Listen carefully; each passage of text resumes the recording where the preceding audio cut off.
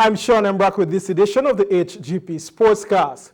We begin by telling you that Sensi Troy Bob and Dylan Iman both impressed at the Martial Arts Eastern Classics tournament held at Meloni Indoor Facilities in Trinidad and Tobago. Bob took the top podium spot, capturing the Masters Weapon Display Freestyle Kata and Masters Traditional Kata. Iman took gold in the Traditional Kata, second in the Freestyle Kata, and fourth in the Sparring, competing in the over 35 category. Guyana's other representative at the tournament, Kevin Wilson of the RP Eagles Martial Arts Academy, took the runners-up spot in Sparring. With the countdown to the Guyana Warriors' 4 crucial home matches in the Euro-Caribbean Premier League, the organizing committee of the home leg held a press brief on the status of preparations. Calvin Chapman with the details. Tickets are on sale at all courts outlets countrywide and at the National Stadium. Tickets will be sold on match day at mobile ticketing booths that will be present at the stadium. In addition, tickets for upcoming matches will be available at the stadium's ticketing office during matches. Media. Well, as you know, we are just about 2 days away from the first match. But prior to us going to match day, quite a lot of things happened in terms of preparation for the opening game. We put in place our sponsorship and branding. Commander of A Division Clifton Hicken is hoping for a conflict-free proceeding. Be performing duty at the VOC. This is the venue operating center which I'm in charge of. We'll have 2 forms of radios where we can in sync with the security, who speaks directly to me, and all the other agencies.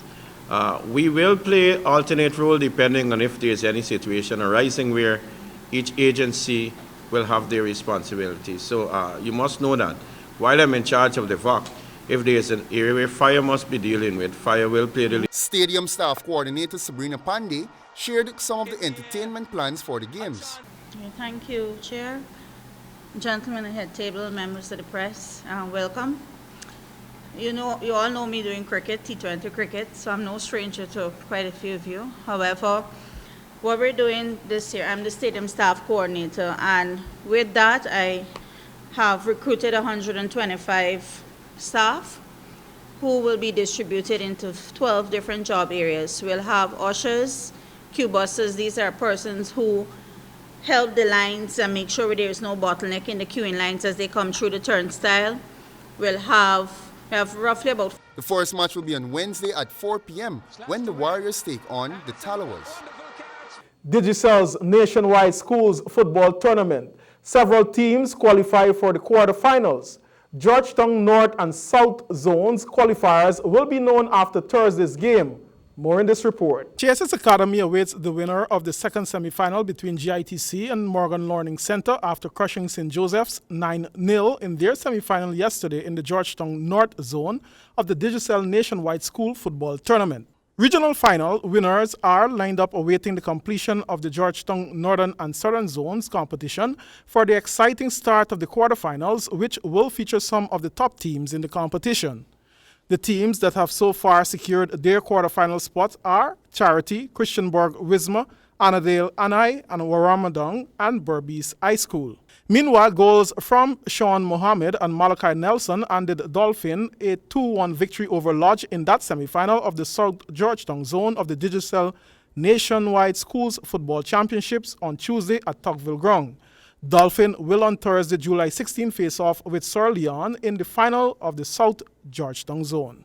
As was the case throughout the tournament, Kokwani won their 5th National Schools Basketball Festival Championships with an 80-65 rout of St. Rose's High School on Sunday evening when the tournament culminated at the Cliff Anderson Sports Hall. Despite an offensive onslaught from St. Rose's guard Nathan Saul, who dropped 32 of his team's 65 points, Kokwani was able to dominate the rest of the game to pull off the win in the under-19 encounter. Guyanese can expect more in the biggest party in sports when the CPL commences tomorrow, July 15th, at the Guyana National Stadium. The organizers are promising an exciting 4 days of cricket.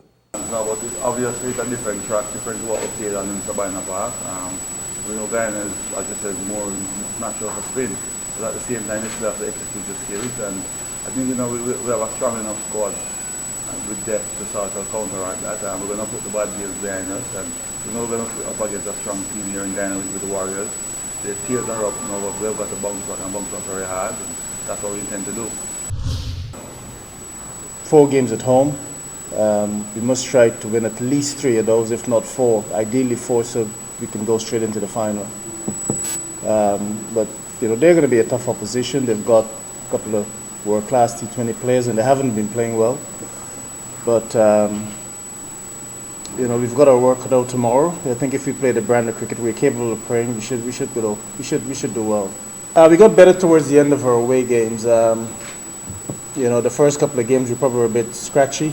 You know, it takes a little bit of a while to sort of gel as a team. But I thought in you know, in the last game in St. Kitts and then in Jamaica a couple of nights ago, we were really, really good. So we need to keep that momentum going and try. And it's very important to start off tomorrow with a win.